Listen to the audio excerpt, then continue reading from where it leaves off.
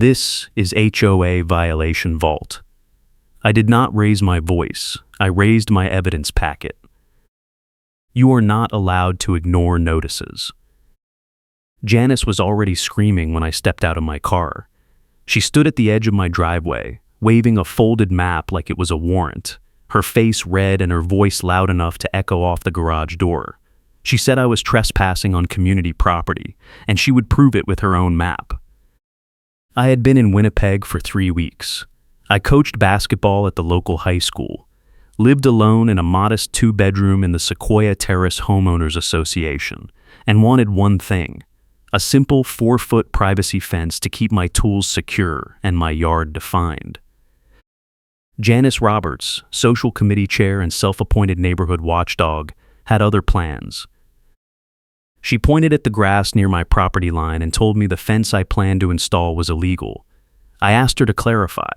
She said the setback was wrong, the height exceeded the covenant, and the style did not match the approved list. I pulled out my contractor's quote and the survey I had ordered 2 weeks earlier. She glanced at it, sneered, and said surveys meant nothing if they contradicted HOA records. I told her my contractor was scheduled for a tight morning window, and if she stopped the work we would pay a cancellation fee. She smiled and said, "I am calling management, and I am going to be dramatic about it." The next morning my contractor pulled up at 7. His name was Miguel, and he had installed fences in this neighborhood before. He unloaded the post hole digger and the level while I walked the property line with him. We checked the survey twice. Everything was clear. My fence would sit 2 feet inside my boundary, well within the setback. Janice appeared before we finished marking the first corner. She marched across the lawn with a bright warning tag flapping in her hand and told Miguel he was trespassing. Miguel looked at me. I told him to keep working. Janice said she had already called the tow company and his truck would be gone in 10 minutes. Miguel asked if she was serious. She pulled out her phone and showed him a text thread. I stepped closer and saw the name of the tow vendor. She had his number saved. I asked her how many times she had used it. She said that was none of my business, but her tone told me everything. She walked to Miguel's truck and slapped the warning tag on the windshield. The tag had no readable text, just a barcode and a logo. Miguel called his dispatcher. I called the HOA management office. No one answered. Janice turned back to me and said, "I can make this a lean conversation in one email." She pulled a folded paper from her cardigan pocket and read a paragraph aloud. It referenced an amenities lockout policy, a clause about emergency hearings, and a fine schedule that started at $500 per day. I asked her if she had proof that my fence violated anything. She said the proof was in the HOA files, and I could request it in writing with a 10-day turnaround. I told her my contractor was here now. She said that was my problem, not hers. The certified letters started 2 days later. I pulled the first one from the mailbox on a Tuesday afternoon. It was a notice of violation, typed on HOA letterhead, citing 3 separate covenant clauses and demanding immediate cessation of all fence construction. I had not started construction yet. The second letter arrived Thursday. It was a reminder that I had failed to respond to the first notice, and that my failure constituted acceptance of the violation. The third letter arrived Saturday. It threatened a lien if I did not attend a compliance hearing the following Monday. I work afternoons and evenings, so I coach in the mornings and handle errands in between. I had no time to sit in an HOA office arguing over paperwork. I called the management company and left 3 messages. No one called back. I emailed the board president and copied Janice. Janice replied within an hour. She said the board was reviewing my file and that any fence installation prior to resolution would result in immediate fines and possible removal at my expense. I asked her who would do the removal. She said the HOA retained contractors for enforcement actions, and I would be billed. I contacted a real estate attorney in Winnipeg. Her name was Caroline, and she specialized in HOA disputes. I explained the situation, the survey, the contractor, the letters, the lien threat. She asked if I had copies of everything. I said yes. She told me to photograph every piece of mail, keep a log of every phone call, and document every interaction with Janice. She also told me to check the city ordinances for fence regulations. I did. The city code allowed fences up to 6 feet in residential zones, with no permit required if the fence was entirely on private property. My fence was 4 feet. Caroline said the HOA could impose additional restrictions through covenants, but they could not contradict city law unless they had a recorded variance. I asked her how to find out if they had one. She said I should request it from the city clerk. I went to the city clerk's office the next morning. The clerk searched the records for Sequoia Terrace. There was no variance on file. I asked if the HOA had ever submitted a request. The clerk checked again and said no. I asked for a letter confirming that. She printed one on city letterhead and handed it to me. I folded it carefully and put it in my jacket pocket. I kept my voice low because my trump card needed perfect timing. Miguel agreed to try again. We scheduled him for the following Wednesday. I told him to arrive at 6 in the morning, before Janice woke up. He laughed and said he had dealt with worse. We marked the corners with stakes and stretched the string line. Miguel started digging the first post hole. Janice appeared at 6:45. She was still in her cardigan, but she had added a bucket hat and the key ring was already jingling. She carried a roll of bright yellow caution tape. She walked directly to the string line, pulled the tape across it, and tied it to one of the stakes.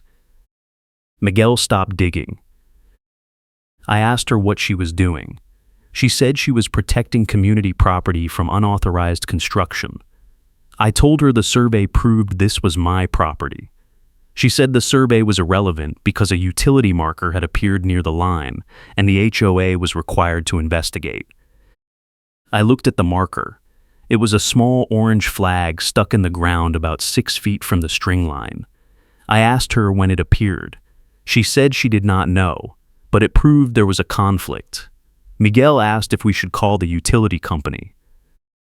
Janice said that would take weeks, and in the meantime, all work had to stop. I pulled out my phone and called the utility company. The automated system asked for the address. I entered it. The system said there were no active work orders or pending service requests at my address. I put the call on speaker and replayed the message for Janice. She said the system was wrong and she had seen a truck in the neighborhood the day before. I asked her if she had placed the flag herself. She did not answer. Miguel pulled the flag out of the ground and handed it to me. It was blank, no markings, no utility code, no date. I held it up and asked Janice again. She turned and walked back to her house. Miguel finished the first hole by 8. We had 4 corners staked and 2 holes dug when a tow truck pulled into the driveway. The driver got out and asked Miguel if this was his truck. Miguel said yes. The driver said he had a call to tow it. Miguel asked why. The driver said unauthorized parking on HOA property. I stepped between them and told the driver this was my driveway, not HOA property. The driver shrugged and said he was just following the call. I asked who made the call. He checked his clipboard and said the name was Roberts, Janice Roberts. I told the driver he needed to leave. He said he could not leave without the truck or a cancellation fee. I asked how much. He said $200. I paid it on the spot with my card. He gave me a receipt and left. Miguel asked if I wanted to stop. I said no. We kept digging. Janice came back at 9:30. She had a clipboard this time. She said the HOA board had scheduled an emergency hearing for the following night, and I was required to attend. I asked her what the emergency was. She said I was operating in defiance of a cease and desist order. I told her I never received a cease and desist order. She said it was in the mail. The hearing was held in the community center meeting room. I arrived at 7. Janice was already there, sitting at a folding table with 2 other board members. She had laid out a stack of documents, a printed satellite photo of my property with red circles drawn on it, and a copy of the HOA covenants with highlighted sections. I sat in the front row. There were 4 other homeowners in the room, all watching quietly. One of them was my neighbor, a man named Eric. He had lived in Sequoia Terrace for 6 years and had warned me about Janice the week I moved in. He told me she had filed complaints against 3 other homeowners in the past year and won every time. I asked him how. He said she outlasted them. They gave up. Janice called the hearing to order. She read the violation notice aloud, then added her own commentary. She said I had ignored multiple warnings, refused to cooperate with HOA staff, and demonstrated a pattern of disrespect for community standards. She said my contractor had damaged common area landscaping, and my fence design violated the setback, height, and style requirements. She asked if I had anything to say. I stood and pulled out the survey.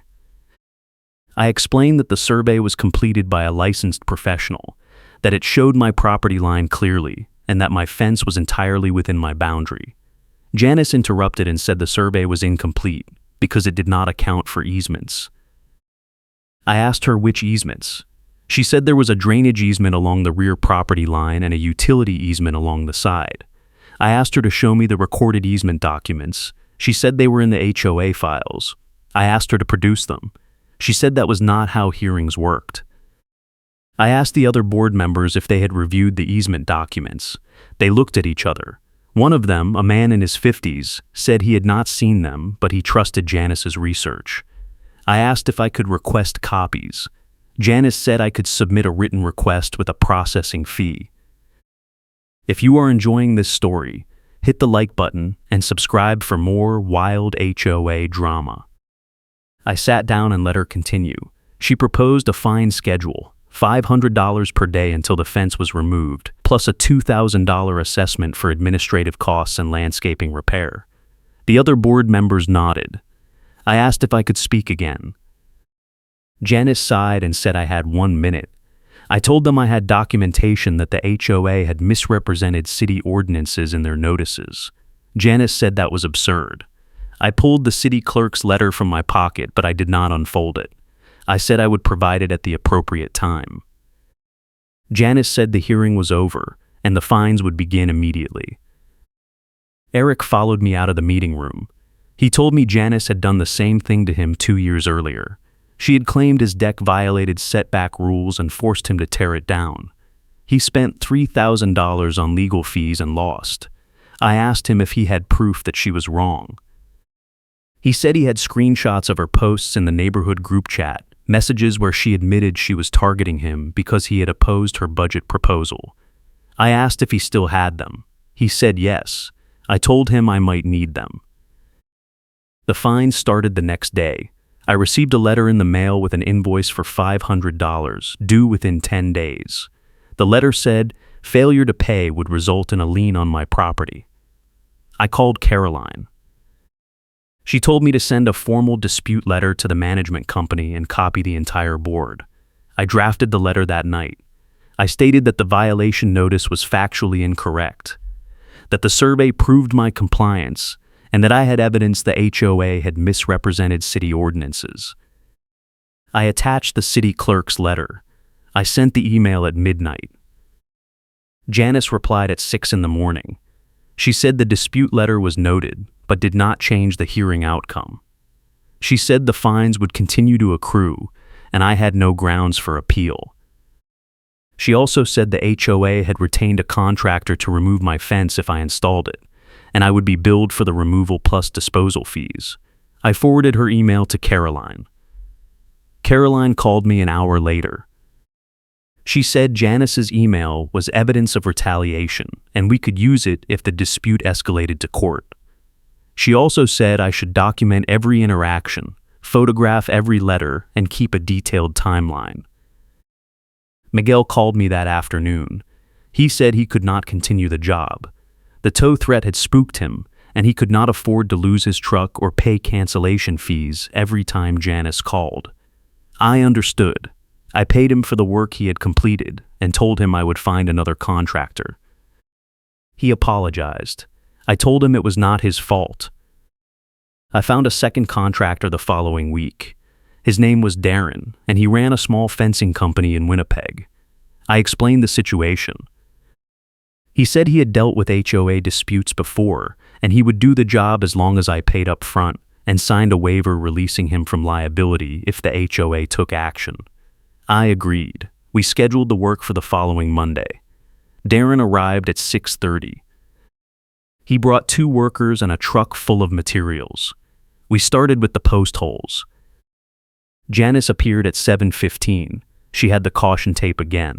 She walked to the string line, stretched the tape across it, and tied it to the stakes. Darren asked her to move. She said no. He asked her again. She said she was protecting the community from illegal construction, and she was prepared to call the police if necessary. Darren looked at me. I told him to keep working. He cut the caution tape and tossed it aside. Janice pulled out her phone and dialed. The police arrived 20 minutes later. 2 officers stepped out of the cruiser and approached the yard. Janice was already talking before they reached us. She said I was trespassing on community property, that I had ignored multiple HOA orders, and that my contractor was operating without authorization. One of the officers asked for identification. I handed him my driver's license. He asked if I owned the property. I said yes. He asked if I had documentation. I showed him the survey and the city clerk's letter. He read both carefully. The officer asked Janice if she had proof that the property line was different from the survey. She said the HOA had records. He asked her to produce them. She said they were at the office. He asked her if she had filed a formal complaint with the city. She said no. He handed my documents back to me and told Janice that this was a civil dispute and the police could not intervene unless there was evidence of criminal activity. Janice said I was destroying community property. The officer asked her to point out the damage. She gestured at the post holes. He looked at them, looked at the survey, and told her the holes were on my property.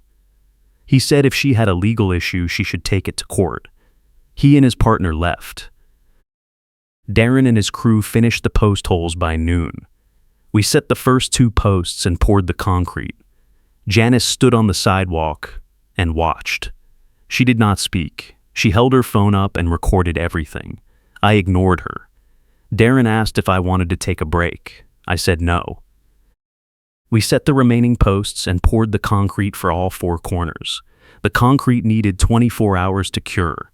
Darren said he would return the next day to install the panels. Janice walked over as Darren was loading his tools. She said the concrete was on HOA property, and she wanted it removed immediately. Darren asked her if she had proof. She said the proof was in the HOA files. Darren said he was done talking to her, and he would be back tomorrow to finish the job. Janice said if he returned, she would have him arrested for trespassing. Darren laughed and told her to go ahead. The next morning, I woke up to a voicemail from the HOA management company. The message said Janice had filed an emergency motion to halt construction, and the board had approved it. The motion included a provision allowing the HOA to remove any installed materials at my expense. I called Caroline. She told me the motion was likely unenforceable, but fighting it would take time. She said if I wanted to stop the bleeding, I needed to force the issue publicly. I emailed Eric and asked him to send me the screenshots he had mentioned. He replied within an hour. The screenshots showed a group chat thread from 2 years earlier. Janice had posted a message saying she was targeting Eric because he had voted against her budget proposal. She said she would find a violation and use it to make an example of him. Another message showed her coordinating with the tow vendor. She had asked the vendor to prioritize calls from Sequoia Terrace and offered to recommend him to other HOAs. Eric said he had saved everything because he knew she would come after someone else eventually. I forwarded the screenshots to Caroline. She said they were gold. She also said I needed to get them in front of the entire community. I asked her how. She said the HOA was required to hold a monthly open meeting and residents had the right to speak during public comment. The next meeting was scheduled for the following Thursday. I told her I would be there. Darren returned Wednesday morning. We installed the fence panels in 4 hours. The fence was clean, level, and exactly 4 feet high. It sat 2 feet inside my property line. Janice was not home. I took photos of the finished fence from every angle. I also took photos of the survey stakes still in place, the string line still stretched between them, and the concrete footings. I sent the photos to Caroline and Eric. Janice arrived home at 3. She saw the fence and immediately started screaming. She ran to the edge of my property and demanded I tear it down. I told her it was legal and properly permitted. She said the HOA had not approved it. I told her the HOA did not have the authority to override city code. She said she was calling her attorney. I told her to go ahead. She pulled out her phone and dialed. The HOA meeting was held in the community center at 7. I arrived early. Eric was already there. He had printed copies of the screenshots and the call logs showing Janice's relationship with the tow vendor. I had printed copies of the survey, the city clerk's letter, and the email thread with Janice. Caroline told me to stay calm, let Janice talk first, and then drop everything at once. The room filled quickly. There were at least 20 homeowners in the audience, more than I had seen at any previous meeting. Janice sat at the board table with the same 2 members from the hearing. She had a new stack of documents and a printed photo of my fence. The board president opened the meeting and moved through the agenda. When we reached public comment, I raised my hand. The president called on me. I stood and introduced myself. I said I wanted to address the fence violation and the fines. Janice interrupted and said the matter was closed and I was out of order. The president told her to let me finish. I pulled out the survey and held it up. I explained that a licensed surveyor had confirmed my property line and that my fence was entirely within my boundary. Janice said the survey was incomplete because it did not show easements. I asked her to produce the recorded easement documents. She said they were in the HOA files. I asked the board president if the easement documents had been reviewed. He said he had not seen them. I asked the other board member. She said the same thing. I asked Janice directly, do the recorded easement documents exist? She said the HOA had internal records. I asked her again, are there recorded easement documents filed with the city? She hesitated. I pulled out the city clerk's letter and read it aloud. The letter stated that no easements were recorded for my property and that no variance had been requested or approved for Sequoia Terrace. The room went silent. Janice said the letter was irrelevant because the HOA had the right to enforce covenants. I agreed and said covenants could not contradict city ordinances unless the HOA had a recorded variance. I asked her if she had a variance. She did not answer. I handed copies of the letter to the board president and the other members. I also handed them the email thread where Janice had threatened retaliation and admitted she was working with the tow vendor. Eric stood and handed the president the screenshots. He explained that Janice had targeted him 2 years earlier using the same tactics, and that she had admitted in writing that her goal was retaliation. Another homeowner stood and said Janice had filed a complaint against her for parking violations that did not exist. A third homeowner said Janice had blocked his contractor from delivering materials and charged him a fine for the delay. Janice stood and said this was a coordinated attack and that I had no right to question her authority. I asked her to answer one question. Did she place the utility marker flag herself? She said she did not have to answer that. I asked her again. She said the flag was there, and that was all that mattered. I pulled out the blank flag and held it up. I explained that the utility company had no record of any work order at my address and that the flag had no markings or codes. I asked her a third time, "Did you place this flag?" She sat down and did not answer. The board president said he needed time to review the documents. He said the meeting would be adjourned and the board would reconvene in 2 weeks. Janice objected. He ignored her. The meeting ended. Homeowners lined up to talk to me. They asked for copies of the documents. I gave them everything. Eric told me he was filing a formal complaint against Janice with the management company. 2 other homeowners said they would do the same. The final confrontation happened 3 days later. Janice cornered me at the sidewalk by the community entrance sign. She had her phone out, and she was recording. She said the board was reviewing my case, and she was confident the fines would stand. I told her the board had already seen the evidence, and she had no case. She said I was wrong, and that she had meeting minutes that proved the HOA had discussed easements years earlier.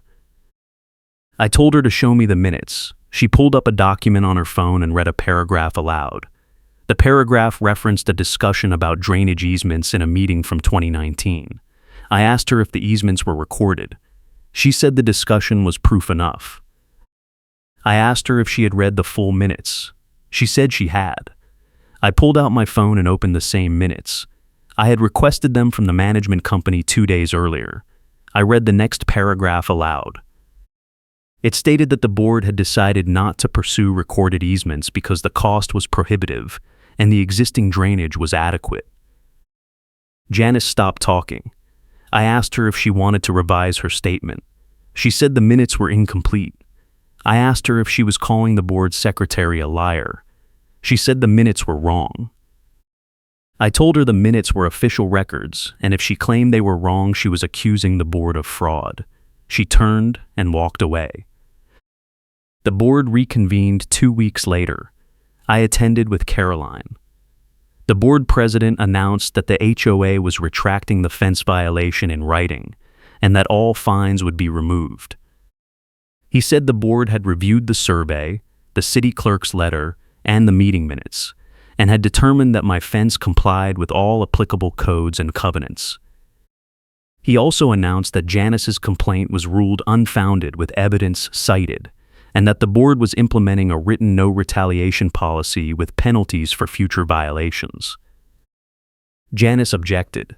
She said the board was ignoring the covenants. The president said the board had consulted with legal counsel, and that Janice's interpretation of the covenants was incorrect. He said if she disagreed, she could file a formal appeal, but the decision was final. Janice stood and said she was resigning from the social committee. No one objected. She left the meeting. The settlement was formalized 3 days later. The management company sent me a letter confirming that all fines, assessments, and liens related to the fence dispute had been removed. The letter also included a copy of the new no retaliation policy. The policy stated that any board member or homeowner found to have filed a complaint in bad faith or retaliated against another resident would be subject to fines, removal from leadership positions, and potential legal action.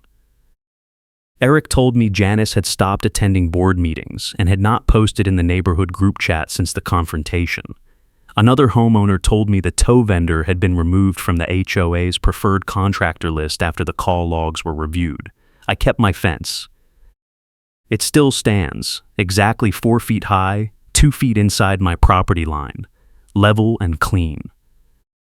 I learned that HOA disputes are rarely about rules. They are about control, and the loudest voice often wins by default. But when you document everything, stay calm, and force the facts into the open, the loudest voice loses. Janice built her authority on fear and misinformation. When I challenged her with proof she could not refute, the entire system turned against her. The minutes she quoted contradicted her. The city records disproved her claims. The meeting became a public reckoning, and she walked into it blind. Thanks for watching, and I appreciate you being here.